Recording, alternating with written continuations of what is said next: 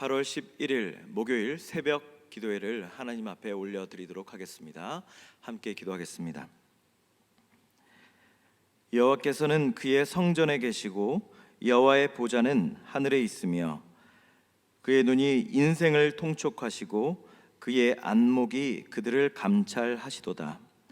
여호와는 의인을 감찰하시고 악인과 폭력을 좋아하는 자를 마음에 미워하시도다. 아멘. 주님, 오늘 이 시간에도 주님의 말씀이 고파 사슴이 시냇물을 찾듯이 이곳에 이끌려 왔습니다. 이와 같은 때에 하나님은 더욱 진정한 예배자를 찾으십니다. 너는 나를 사랑하느냐? 라고 물으시고 내 양을 치라 라고 말씀하십니다. 성실하고 진실하게 주님을 따르는 이를 간절히 찾으십니다. 주님만이 나의 반석이시며 내가 그 반석 위에 서길 원합니다. 시덥잖은 세상의 가십거리보다 하나님의 말씀이 내 영혼을 가득 채우게 하시고 허망한 것들조차 인생을 낭비하기보다 에녹과 같이 하나님과 동행하는 인생 되게 하시옵소서. 한낱 잠깐 연기와 같은 인생에 영원하고 안전한 주님을 바랍니다. 예수 그리스도의 이름으로 기도합니다. 아멘. 오늘 은혜 주실 하나님의 말씀은 창세기 5장 1절에서 32절까지 말씀입니다. 창세기 5장 1절에서 32절까지 말씀을 드라마 바이블로 함께 경청하시겠습니다. 이것은 아담의 계보를 적은 책이니라. 하나님이 사람을 창조하실 때 하나님의 모양대로 지으시되 남자와 여자를 창조하셨고 그들이 창조되던 날에 하나님이 그들에게 복을 주시고 그들의 이름을 사람이라 일컬으셨더라. 아담은 130세에 자기의 모양 곧 자기의 형상과 같은 아들을 낳아 이름을 셋이라 하였고 아담은 셋을 낳은 후 800년을 지내며 자녀들을 낳았으며 그는 930세를 살고 죽었더라. 셋은 105세에 에노스를 낳았고 에노스를 낳은 후 807년을 지내며 자녀들을 낳았으며 그는 912세를 살고 죽었더라. 에노스는 90세에 게난을 낳았고 게난을 낳은 후 815년을 지내며 자녀들을 낳았으며 그는 905세를 살고 죽었더라. 게난은 70세에 마할랄레를 낳았고 마할랄레를 낳은 후 840년을 지내며 자녀들을 낳았으며 그는 910세를 살고 죽었더라. 마할랄렐은 65세에 야렛을 낳았고 야렛을 낳은 후 830년을 지내며 자녀를 낳았으며 그는 895세를 살고 죽었더라. 야렛은 162세에 에녹을 낳았고 에녹을 낳은 후 800년을 지내며 자녀들을 낳았으며 그는 962세를 살고 죽었더라. 에녹은 65세에 무두셀라를 낳았고 무두셀라를 낳은 후 300년을 하나님과 동행하며 자녀들을 낳았으며 그는 365세를 살았더라. 에녹이 하나님과 동행하더니 하나님이 그를 데려가심으로 세상에 있지 아니하였더라.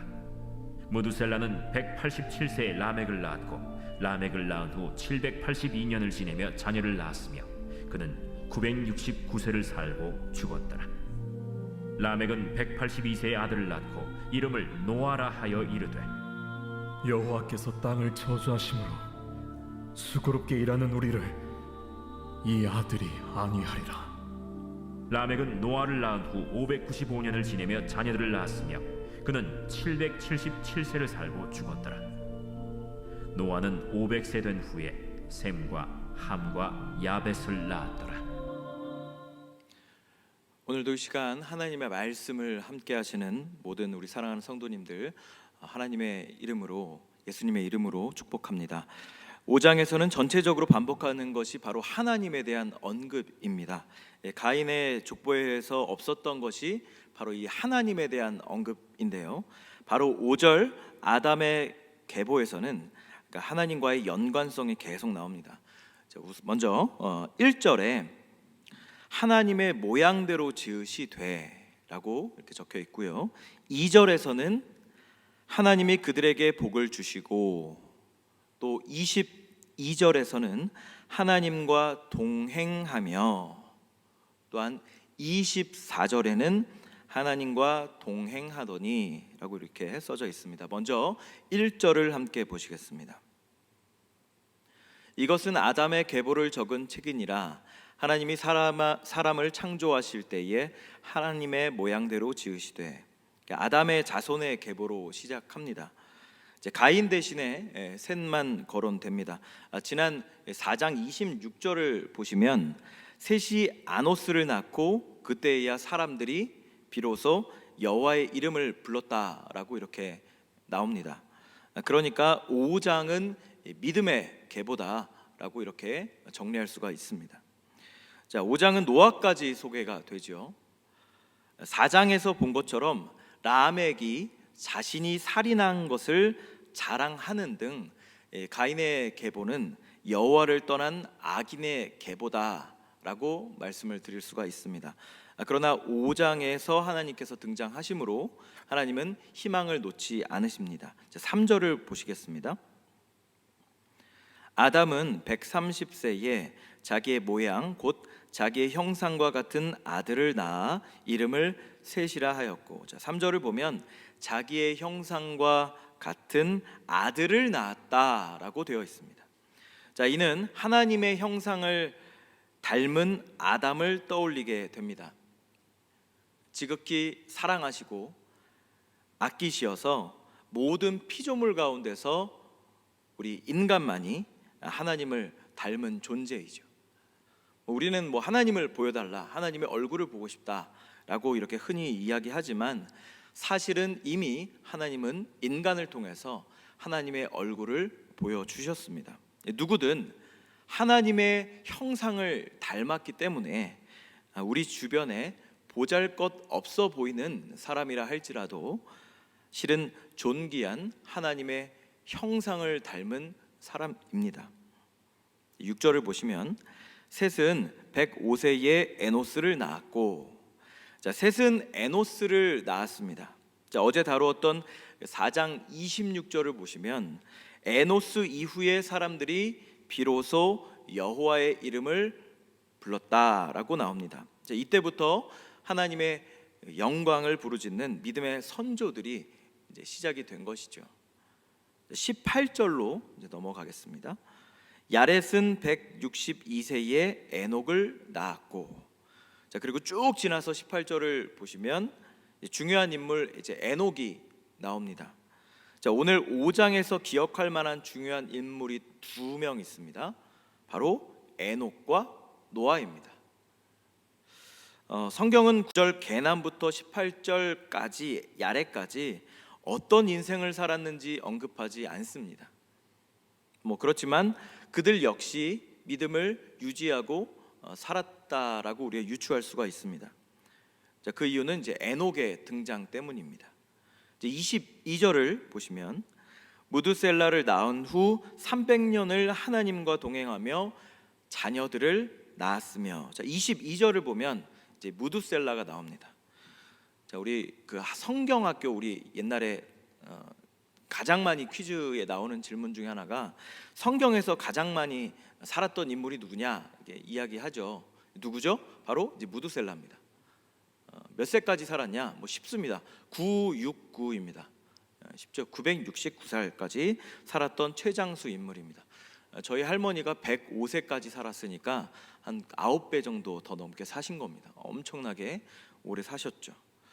노아가 방주를 만들고 또 하나님의 심판이 있게 되는데 그때 무드셀라는 969살에 돌아가시게 됩니다.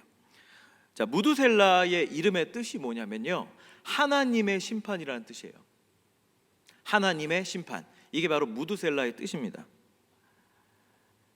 자, 근데 실제로 무드셀라 인생의 끝에서 하나님의 심판이 있었습니다.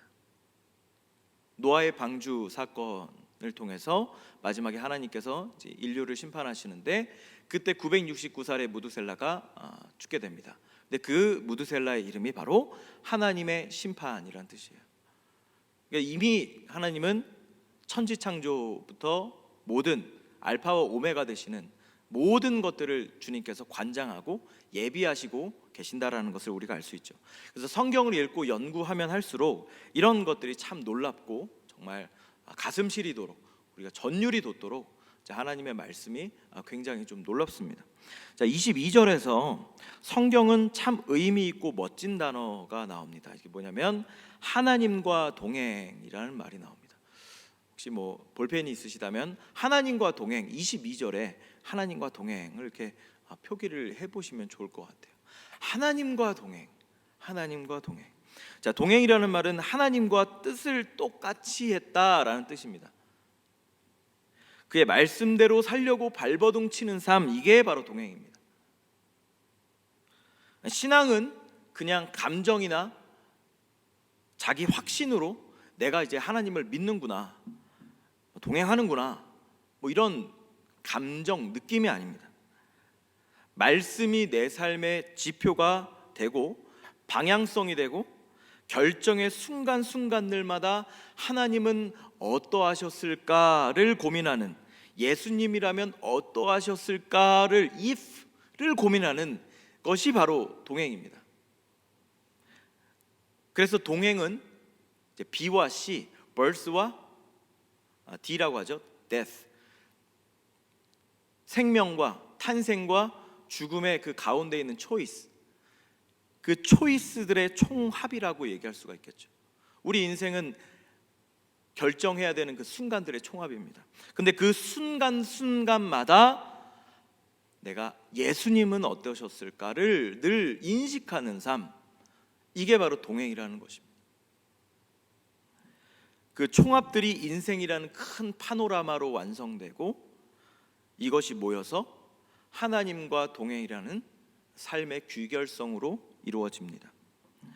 자, 에녹은 무드셀라를 낳은 후에 300년을 하나님과 동행하며 라고 나와 있습니다. 왜 에녹이 무드셀라를 낳은 후에 하나님과 동행하게 되었는지는 저도 모릅니다.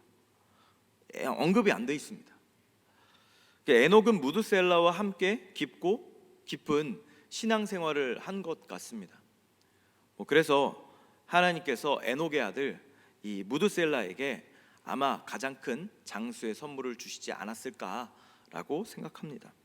자, 그리스도인 분들 가운데, 우리 성도님들 가운데도 많은 분들이 이제 미혼일 때, 이럴 때는 하나님을 잘 모르고 살다가 배반도 많이 하고 이렇게 살다가 자녀를 낳고 난 이후에 하나님과 가까워지는 분들이 이제 많이 계십니다. 자녀로 인해서 내가 더욱 하나님을 사모하게 되어서 자녀가 하나님과 나 사이를 연결해주는 이 가교 역할을 하는 것이죠. 또 자녀로 인해서 하나님께 가난한 마음으로 납작 엎드리기도 합니다. 우리 성도님들 역시, 또 저 역시 자녀로 인해서 더욱 하나님과 동행하시기를 축원합니다. 그리고 자녀 역시 하나님과 동행하는 삶이 되시기를 바랍니다. 에녹과 무드셀라처럼 그런 믿음의 부자 관계가 되었으면 좋겠습니다.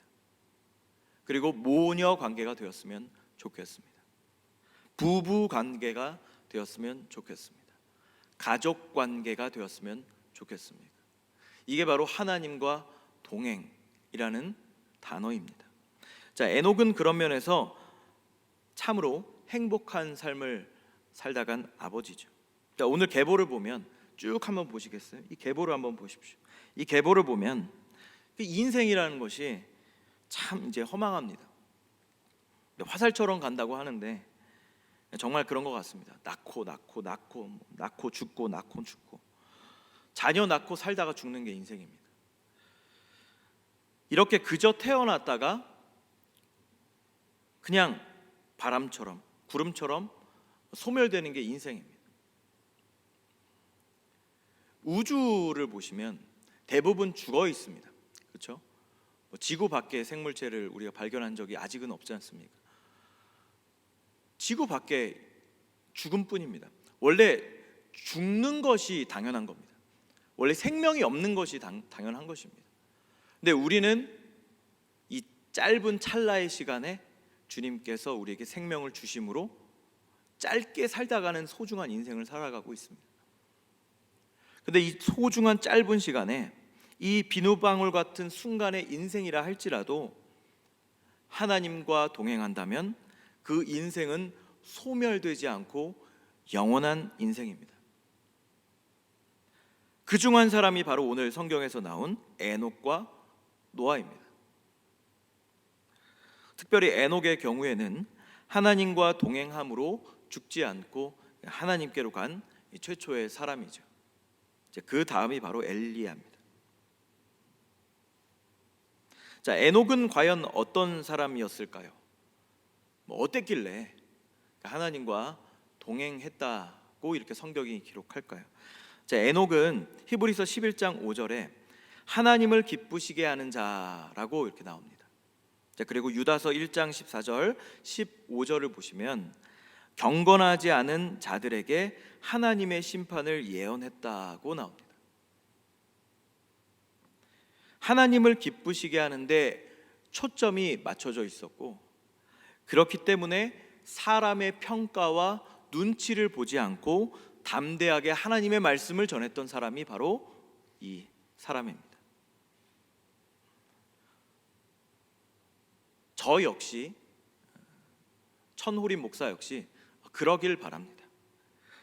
온전히 하나님의 뜻을 사람 눈치 보지 않고 사람의 평가에 기대지 않고 담대히 전할 수 있는 목사가 되기를 기도해 주시길 바랍니다. 29절을 함께 보도록 하겠습니다. 자, 이름을 노아라 하여 이르되 여호와께서 땅을 저주하심으로 수고롭게 일하는 우리를 이 아들이 안위하리라 하였더라. 자, 29절을 보면 성경에서 가장 중요하게 기록된 이제 두 번째 인물이 또 나옵니다. 바로 노아입니다. 자, 노아 역시 하나님과 동행하는 삶을 살았던 인물로 나옵니다. 6장 22절을 보면 하나님이 명하신 대로 다 준행하였다라고 이렇게 볼 수가 있습니다. 자, 에녹과 노아의 공통점은 하나님께 사랑을 받았고 그 사랑의 이유는 하나님의 말씀대로 사는 사람이었습니다. 그리고 하나님은 어떠하실까를 늘 고민하는 사람이었습니다. 제가 말씀드리지만 하나님과의 동행은 그냥 하나님이 내 옆에 있네라는 그 느낌이나 감정이 아닙니다. 자기 확신이 아닙니다. 그리고 익숙한 종교 패턴이 아닙니다. 그것은 늘 하나님은 어떠실까를 고민하는 삶입니다. 그리고 매번의 그 초이스의 순간들마다 주님의 마음을 우리가 인식하는, 또 그리고 그렇게 결정하는 삶이죠. 자, 성도 여러분들은 하나님께 사랑받고 싶으십니까? 하나님과 동행하고 싶으십니까? 자, 그렇다면 하나님의 말씀대로 살기를 바랍니다. 내가 듣고 싶은 말씀, 좋아하는 말씀만 액자에 걸어놓고 사업장에다가 보는 게 그게 믿음이 아니에요. 이해하지 못할지라도, 나의 뜻과는 다르더라도, 아니 반대되더라도 그분이 가는 길을 묵묵히 따라가는 것이 바로 동행입니다. 자, 그래서 동행을 하려면 함께 가려는 그분의 뜻을 우리가 이해하고, 조금 더 정확하게 얘기하면 순복해야 합니다. 예수님은 왕이십니다. 예수님은 왕이십니다. 왕이 가자고 하면 가는 겁니다. 우리에게 어떤 무슨 설득이나 우리에게 어떤 특별한 갈래 이렇게 요청하는 게 아니에요. 우리는 그냥 가는 겁니다. 자꾸 하나님과 협상을 하려고 하시면 안 됩니다. 하나님 이거 가도 되나요? 이미 답을 다 정해놓고 하나님 나와 함께 가시죠 이가 아니라, 하나님은 어떠셨을까를 결정하고 내 삶이 맞춰지는 겁니다. 내 삶을 맞춰놓고 하나님을 따라오게 하는 게 아니죠. 세팅 자체가 잘못됐습니다. 그래서 동행을 하려면 함께 가려는 이의 뜻을 우리가 먼저 이해하고, 이해가 안 되더라도 그냥 가는 겁니다. 그게 하나님과의 동행입니다. 하나님이 앞에 서고 그 뒤에 내가 서는 것입니다. 우리가 보통 동행이라고 하면 하나님과 손 붙잡고 수평적으로 걸어간다라고 생각하는데, 그건 뭐 그림에서나 나오는 거고요. 하나님과의 동행은 내가 그분의 손을 붙잡고 뒤따라가는 삶입니다. 인간은 한번 태어나서 자기의 이름을 드러내려고 하고 무슨 업적을 내는 것이 지상 최대의 업무인 것처럼 살아갑니다. 그래서 boys be ambitious 이런 얘기가 나오죠. 야망을 가져라. 언뜻 좋아 보입니다. 근데 이것이 삶의 목적이 되면 어떤 성과를 내고 이름을 내지 못하면 가치가 없고 불행하고 우울해지기도 합니다. 그렇지 않습니다.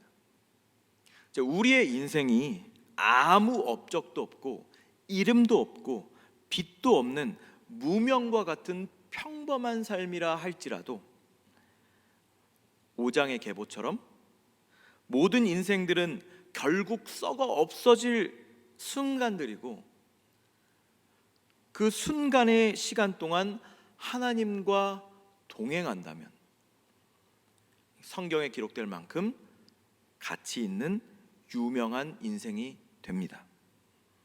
그것이 하나님 앞에서 가장 큰 업적입니다. 세상 사람들은 자아실현과 자아성취가 인생의 목적인 양 떠들지만 하나님이 비웃으십니다. 네가 뭘 할 줄 아냐? 비웃으신다는 거예요. 성경은 그렇게 말하지 않습니다. 피조물의 자아실현이 아니라 창조주의 하나님 나라 실천이 우리 인생의 목적입니다. 인간의 자아 성취가 아니라 하나님 나라 성취가 더 큰 인생의 목적이며 목표입니다. 예수님은 왕이시기 때문입니다. 그래서 하나님 동행하지 않는 성공한 인생은 아무 쓰잘데기 없는 쓸모없는 인생입니다. 하나님과 특별하지 않은 매일의 평범한 일상들을 뚜벅뚜벅 걸어가는 것이 반복적이고 의미 없어 보이는 일들의 그리고 아무런 유명하지도 않은 그런 삶이라 할지라도 하나님과 동행하며 하나님과 함께 걷고 인생을 마무리하는 것이 성공한 인생입니다. 내 남은 인생이 어떤 삶으로 기억되길 원하십니까? 에녹처럼 하나님과 동행하는 삶이라면 얼마나 복되고 귀할까요? 그러나 반대로 믿는다고는 하는데 교회 문 밖을 나가면 여전히 세상의 것을 놓지 못해서 갸우뚱하며 저울질하는 삶이 있습니다. 신랑 되신 하나님께서 계시는데 신부인 우리는 늘 몇 명의 배우자를 가지고 있는 것 같습니다. 예수님만으로 충분합니다. 예수님만으로 완벽합니다. 근데 여전히 예수님 플러스 알파, 예수님 플러스 어떤 것을 우리가 좇고 살아가고 있습니다. 여러분들은 어떠십니까? 예수님만으로 충분하신 삶입니까? 예수님만 있다면, 예수님과 동행한다면, 에녹과 같이 그런 삶을 산다면 다른 어떤 것은 배설물처럼 여겨지는 삶입니까? 아니면 예수님과 배설물을 함께 놓고 살아가고 있습니까? 하나님만 있다면 다 가진 삶이고 하나님만 있다면 모든 게 충만한 삶이며 하나님만 있다면 성공한 인생입니다. 기도하겠습니다. 에녹처럼 하나님을 사모하며 동행하는 삶을 살게 해주십시오. 더 가지지 못해서 아쉬워하고 더 취하지 못해서 분해하는 인생이 아니라 하나님의 말씀을 더 소유하지 못하고 하나님의 은혜를 더 수납하지 못함을 아쉬워하고 분해하는 인생 되게 하여 주시옵소서.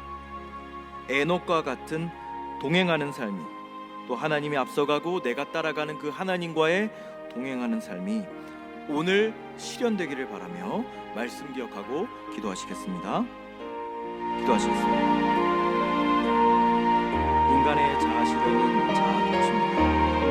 그러나 하나님 나라 실현은 하나님과의 동행이며 그러한 삶을 살기 위해 노력하고 싶습니다. 복된 하나님과의 동행의 삶이 나에게도 이루어지기를 소망합니다. 오늘도 말씀 먹으며 시작하고, 원래 죽었어야 되는데 오늘도 하루를 주심에 감사합니다. 단지 주님, 오늘이 주님과 동행하는 하루가 되게 하여 주시옵소서. 노아처럼 위로하는 자가 되고 하나님의 곁에 머물러 안식하는 삶을 삶은 그 삶을 사모하는 삶이 되기를 원합니다. 에녹과 같이 하나님과 동행하지 않는다면 다른 아무것도 필요 없습니다. 그것이 내 삶 가운데 충만하게 하여 주십니다. 충만하게 하여 주십니다. 하나님이 없다면 그 어떤 것도 필요하지 않습니다.